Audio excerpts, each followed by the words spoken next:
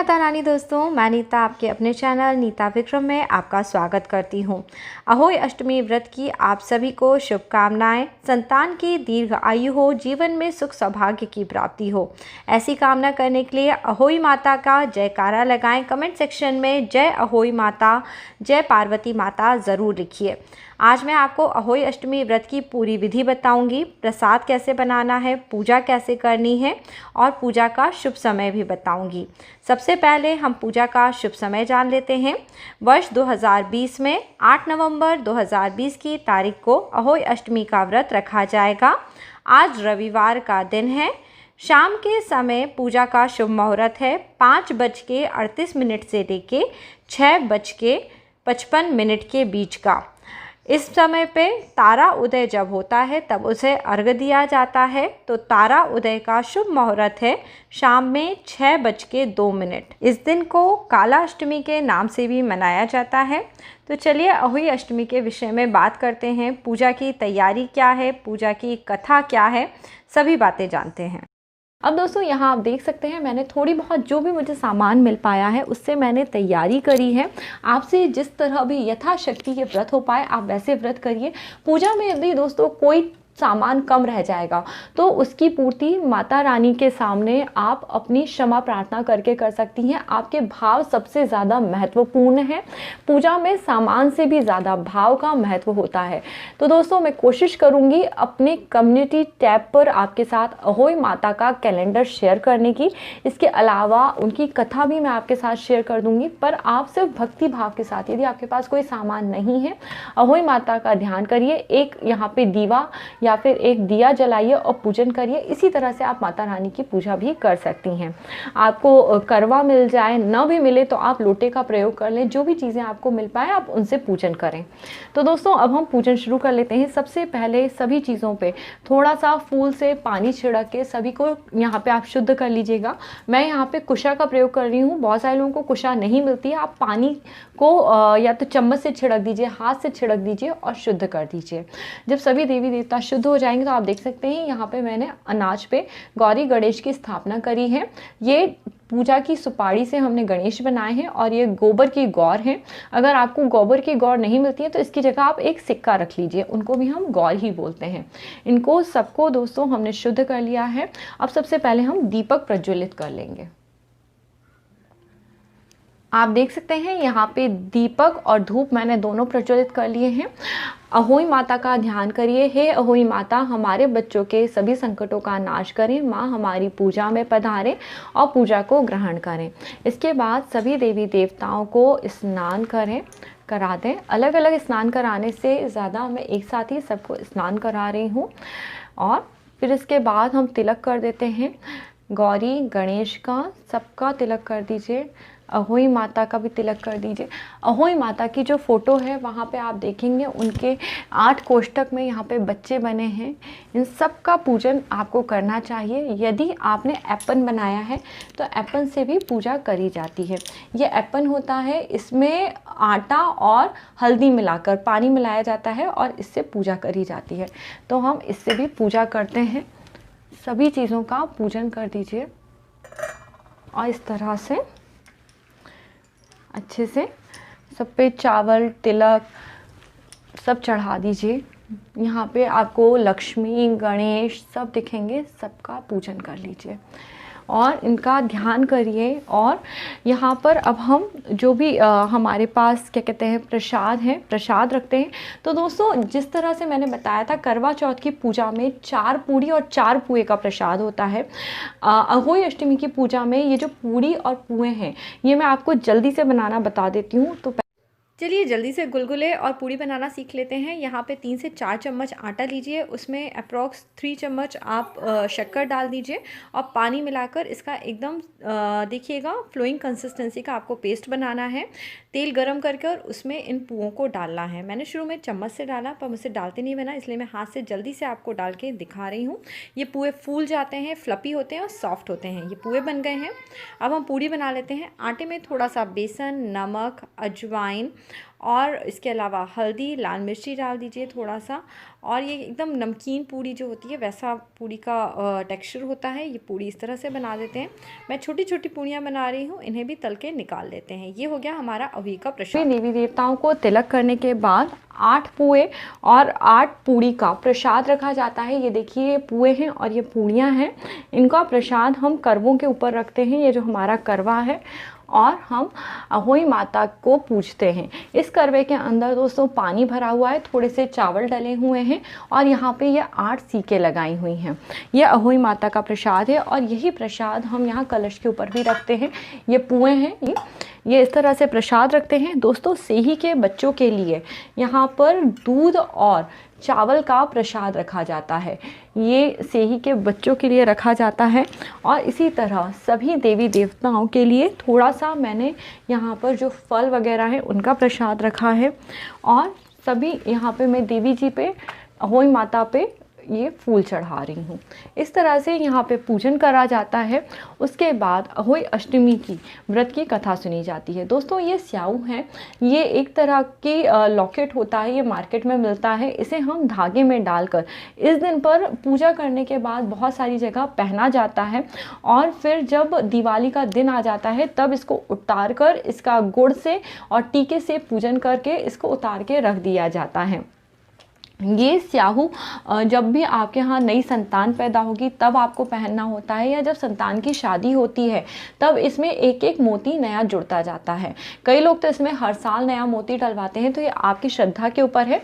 और कई जगह ये स्याहू पहना भी नहीं जाता है, ये आप लोग जिस तरह से मनाना चाहें वैसे कर सकते हैं। इसके अलावा यहाँ पे दोस्तों अपनी सासू माँ या अपने घर के बड़े बुजुर्गों के लिए ये आपको कुछ प्रसाद रखना या पूजा का सामान रखना चाहिए। इसमें भी दोस्तों जो पुए होते हैं, मीठे पुए, ये रखने चाहिए, रुपए भी रखने चाहिए। इस तरह से ये सामान आपको रखना चाहिए पूजा में। और उसके बाद जब पूजा हो जाए तो आप अपनी सास को दे सकते हैं। इसमें मैंने सुहाग का सामान, बिंदी, लिपस्टिक, चूड़ी और इस तरह का सामान रखा हुआ है। और मैंने रुमाल रखा है। कोई ज़रूरी नहीं है कि आप हमेशा साड़ी, ब्लाउज़ और इतना सब अगर नहीं भी कर पा रहे हैं तो आप एक रुमाल के साथ सुहाग का सामान रख सकते हैं। अब आपने जो आपकी बेसिक पूजा थी वो कर ली है। उसके बाद हमें यहाँ पे कथा सुननी होती है। तो अहोई अष्टमी की 2 कथाएं हैं। मैं अब आपको कथा सुना देती हूँ। वो हाथ में इस तरह से 7 अनाज के, गेहूं के दाने लेकर इस कहानी को सुनते हैं। जय बोलिए अहोई माता की जय। तो सबसे पहले बहुत पुराने समय की बात है। दतिया नामक गाँव में चंद्रभान सिंह नाम का एक सेठ रहता था। उसकी पत्नी बहुत धर्मात्मा व रूपवती और पतिव्रता थी। उसके कई संतानें हुई पर सभी की मृत्यु हो गई, जिससे दोनों पति पत्नी बहुत अधिक दुखी रहा करते थे। सोचा करते थे कि हमारे मरने के बाद धन दौलत का कोई अधिकारी होगा कि नहीं होगा। एक दिन सबको त्याग कर बद्रीनाथ जा पहुंचे। वहां पर एक पानी के कुंड भरा हुआ था, उसमें दोनों ने डूबकर मरने का विचार किया। जब दोनों एक साथ डूबने जा रहे थे तभी आकाशवाणी हुई, तुम लोग अपने प्राण मत त्यागो, यह सब पूर्व जन्म के पापों के कारण ही हुआ है। हे महाजन, तुम अपनी पत्नी से कार्तिक कृष्ण पक्ष की अहोई अष्टमी का व्रत करवाओ, जिसके प्रभाव से अहोई माता प्रसन्न होकर तुम्हारे पास आएंगी। तब तुम उनसे अपने पुत्रों की दीर्घ आयु मांगना। व्रत के दिन राधा कुंड में रात्रि में स्नान करना। कार्तिक कृष्ण पक्ष की अष्टमी को साहूकार की पत्नी ने अहोई माता का व्रत बड़ी श्रद्धा के साथ शुरू किया और दोनों ने राधा कुंड में स्नान किया। साहूकार जब स्नान करके वापस आ रहा था तभी रास्ते में उन्हें अहोई माता ने दर्शन दिए। बोली, साहूकार, मैं तुमसे बहुत प्रसन्न हूँ, तुम मुझसे वर मांगो। तब साहूकार ने बोला, हे माता, मेरे बच्चे कम उम्र में ही मृत्यु को प्राप्त हो जाते हैं, अतः माँ बच्चों की दीर्घ आयु प्रदान करने का आशीर्वाद दें। और अहोई माता के आशीर्वाद दे दिया। कुछ ही समय बाद साहूकार के यहाँ एक पुत्र का जन्म हुआ जो बड़ा ही निपुण, धर्मात्मा, प्रतापी हुआ। यदि किसी महिला को पुत्र हुआ हो और पुत्र का विवाह हुआ हो तो भी अहोई माता का व्रत करना चाहिए। ये दोस्तों पहली कथा है। अब हम दूसरी कथा सुन लेते हैं। एक नगर में साहूकार रहा करता था।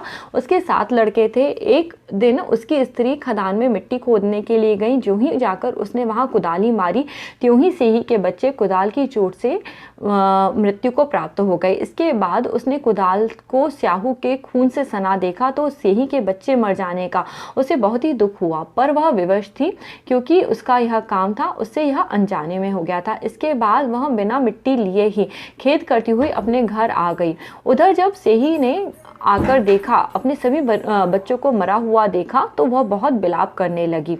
ईश्वर से प्रार्थना की कि जिसने मेरे बच्चों को मारा है उसे भी इसी प्रकार कष्ट प्राप्त होना चाहिए।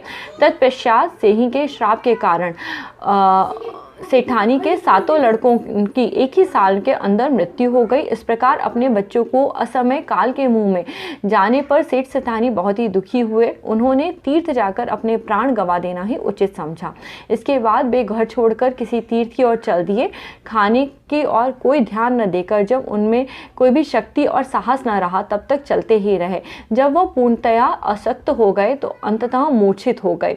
ऐसी दशा देखकर भगवान करुणा सागर ने उनको मृत्यु से बचने के लिए उनके पापों का अंत किया और इसी अवसर पर आकाशवाणी हुई, हे सेठ सेठानी, मिट्टी खोदते समय ध्यान न देकर सेही के बच्चों को मर जाने के कारण तुम्हारे बच्चों का जो दुख झेलना पड़ा, अब वह तुम अपने घर जाकर देखो, तुम्हें सभी बच्चे प्राप्त हो जाएंगे। अहोई माता का विधि विधान के साथ व्रत करो, इस करने से सभी बच्चों के कष्टों से मुक्ति मिलती है। भगवान की कृपा से तुम्हारी संतान भी पुनः प्राप्त हो जाएगी।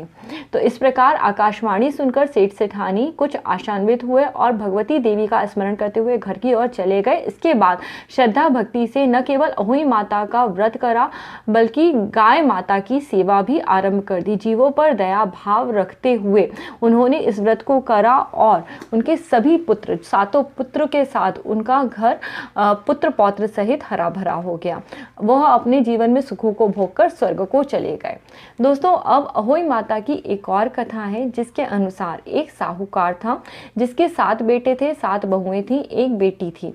दिवाली के पहले कार्तिक माह की अष्टमी को 7 बहुएं अपनी इकलौती ननद के साथ जंगल में मिट्टी खोद रही थीं। वहीं स्याहू की मां थी। मिट्टी खोदते समय ननद के हाथ से सेही का बच्चा मर गया। स्याहू माता बोली, मैं तेरी कोख बांधूंगी। तब ननद अपनी 7 भाभियों से बोली, तुम में से कोई मेरी बदले अपनी कोख बनवा लो। तब भाभियों ने अपनी कोख बंधवाने से इनकार कर दिया, परंतु छोटी भाभी थोड़ी सोच में पड़ गई और उसने सोचा यदि मैं कोख नहीं बनवाऊंगी तो सासू जी नाराज हो जाएंगे। ऐसा विचार कर ननद के बदले भाभी ने अपनी कोख बंधवा ली। इसके बाद उसके जो भी लड़का होता 7 दिन के अंदर मर जाता। एक दिन पंडित जी को बुलाकर पूछा, मेरी सभी संतानें 7वें दिन क्यों मर जाती है? तब पंडित ने कहा, तुम स्याहू गाय की पूजा करो। सुराही गाय और स्याहू माता की भयाली है, वह तेरी कोख छोड़े तब तेरा बच्चा जिएगा। इसके बाद बहू ने प्रातः काल उठकर चुपचाप सुरही गाय के नीचे की सफाई कर जाती। गाय माता बोली कि आजकल कौन मेरी इतनी सेवा कर रहा है, आज मैं देखूंगी। गौ माता खूब सुबह ही जग गई। वह क्या देखती हैं कि साहूकार के बेटे की बहू उनके नीचे की सफाई कर रही है। गौ माता उससे बोली, मैं तेरी सेवा से प्रसन्न हूँ, तुझे जो भी वर चाहिए तू मुझे बोल। तब साहूकार की बहू बोली, स्याहू माता तुम्हारी भयाली है, उनसे मेरी कोख बांध रखी है, सो उनसे मेरी कोख खुलवा दो। गौ माता ने कहा, अच्छा। अब तो गौ माता समुद्र पार अपनी भयाली के पास उसको लेकर चली। रास्ते में कड़ी धूप थी, सो वे दोनों एक पेड़ के नीचे बैठ गई। थोड़ी देर में सांप आया और उसी पेड़ पर गरुड़ पंखनी का बच्चा था। सांप उसको डसने लगा। तब साहूकार की बहू ने सांप मारकर ढाल के नीचे दबा दिया, बच्चे को बचा लिया। थोड़ी देर में गरुड़ पंखनी आई, वहां खून पड़ा देखकर साहूकार की बहू को चोंच मारने लगी। तब साहूकारनी बोली, मैंने तेरे बच्चे को नहीं मारा, सांप तेरे बच्चे को डसने आया था, मैंने तेरे बच्चे की रक्षा करी है। यह सुनकर गरुड़ पंखनी बोली, मांग तू क्या मांगती है? वह बोली, 7 समुंदर पार साहू माता रहती हैं, हमको उनके पास पहुंचा दो। तब गरुड़ पंखनी ने दोनों को अपनी पीठ पर बैठाकर साहू माता के पास पहुंचा दिया। साहू माता उन्हें देखकर बोली, आ बहन, बहुत दिनों बाद आई। फिर कहने लगी, बहन मैं तेरे सिर में बहुत जू पड़ गई हैं। तब सुरही ने कहा, कहने पर साहूकार की बहू ने सिलाई से उनके पूरे जुए निकाल दिए। इस पर स्याहू माता बहुत ही प्रसन्न हुई, बोली, तूने मेरे सिर में बहुत सिलाई डाली है, इसलिए तेरे 7 बेटे बहू होंगी। वह बोली, मेरे तो एक भी बेटा नहीं है, 7 बेटे कहाँ से होंगे? स्याहू माता बोली कि वचन दिया है, वचन से फिरूं तो धोबी के कुंड का कंकरी हूँ। जब साहूकार की बहू बोली, मेरी कोख तो तुम्हारे पास बंद पड़ी है। यह सुन स्याहू माता बोली, तूने मुझे बहुत ठग लिया। मैं तेरी कोख खोलती तो नहीं, परंतु अब खोलनी पड़ेगी। जा, तेरे घर तुझे 7 बेटे 7 बहुएं मिलेंगी। तू जाकर उजमन करना और 7 अहोई बनाकर 7 काढ़ियों में डालना। वहाँ से लौटकर घर गई तो देखा उसके 7 बेटे 7 बहुएं थीं। वह बहुत खुश हुई। उसने 7 अहोई बनाई, 7 का उजमन किया और 7 कढ़ाई की। रात्रि के समय जेठानियाँ आपस में कहने लगी, जल्दी जल्दी नहाकर पूजा कर लो, कहीं छोटी बच्चों को याद करके रोने न लगे। थोड़ी देर में बच्चों ने कहा कि चाची के घर जाकर देखाओ कि वहाँ सब ठीक ठाक है कि नहीं। बच्चों ने जाकर बताया कि चाची तो कुछ मार रही हैं, खूब उजमन हो रहा है। सुनते ही जेठानियाँ दौड़ी दौड़ी उनके घर आई और कहने लगी, तेरी कोख कहाँ से छूट गई? वह बोली, तुमने जो कोख बंधाई थी सो स्याहू माता की कृपा से उन्होंने मेरी कोख खोल दी है। स्याहू माता ने जिस प्रकार साहूकार की बहू की कोख खोली, उस प्रकार सभी की कोख खोल के रखना। बोलिए साहू माता की जय। इस प्रकार अहोई अष्टमी का व्रत करते हैं और फिर ये अहोई माता के चरणों में डाल देते हैं।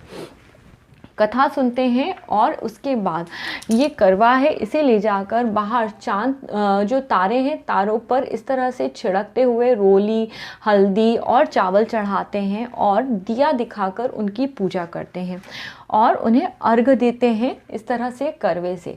उसके बाद यदि आपकी जो भी संतान है, आप उनके हाथ से पानी छुलाकर पीते हैं और इस व्रत को खोलते हैं। तो दोस्तों ये संक्षिप्त में मैंने आपको पूरी अहोई अष्टमी की पूजा कैसे करनी है ये बता दिया है। जब आप पूजन कर लेंगे उसके बाद अहोई माता की आपको विधिवत इस तरह से आरती करनी है। आप यहाँ पे माँ लक्ष्मी जी की आरती भी कर सकती हैं, ओम जय लक्ष्मी माता इस तरह से करके। और जब आरती हो जाए, आरती पे जल चढ़ा दीजिए और जल चढ़ाने के बाद आप इसका आरती ले लीजिए। इस दिन पर दोस्तों जो आपके बच्चे हैं, बच्चों को ये कुमकुम का टीका ज़रूर लगाना चाहिए। उन्हें उनकी दीर्घ आयु के लिए, जीवन में सभी कष्टों से मुक्ति हो जाए, इसके लिए आशीर्वाद देना चाहिए। तो इस तरह से भक्ति भाव के साथ आपको ये विधि करनी चाहिए। दोस्तों ये नियमित अहोई माता के पूजन की विधि है। बहुत सारे लोगों के सवाल रहते हैं कि अहोई माता की जो पूजा है इसमें से कौन से सामान का क्या करना है दोस्तों। और जो प्रसाद के पुए हैं ये बच्चों को दे सकते हैं, पंडित वगैरह को दे सकते हैं, ये भी बच्चे आप खुद भी खा सकते हैं। और ये जो पानी है बहुत सारी जगह इस पानी को दिवाली तक संभाल के रखा जाता है। दिवाली की रात में इसी पानी से आंख धोई जाती है और दिवाली पे जो काजल बनाते हैं वो लगाया जाता है। तो दोस्तों इस तरह से विधि विधान के साथ आप पूजन करिए। रात के समय जब पूजन करेंगे तो अगले दिन ये सारा चौक आप हटाइए। रात में पर पूजा करने के बाद ये आप अपने सास को पैर छूकर दे सकते हैं। तो इस तरह से दोस्तों विधि विधान के साथ अहोई अष्टमी का पूजन करा जाता है। यदि अभी भी आपके कोई सवाल है तो आप मुझसे कमेंट करके पूछ सकते हैं। मैं दूसरा वीडियो बनाकर आपको उनका जवाब देने का कोशिश करूंगी। दोस्तों अगर आज का अहोई अष्टमी की पूजा का आपको ये वीडियो अच्छा लगा है तो प्लीज़ इसे लाइक करिए, कमेंट करके मुझे बताइएगा वीडियो आपको कैसा लगा। अगली बार फिर आपसे मिलूंगी। मेरे सभी वीडियो देखने के लिए आप कमेंट सेक्शन का पहला कमेंट ज़रूर देखिए और इसी तरह मेरे साथ जुड़े रहिए। नमस्ते दोस्तों।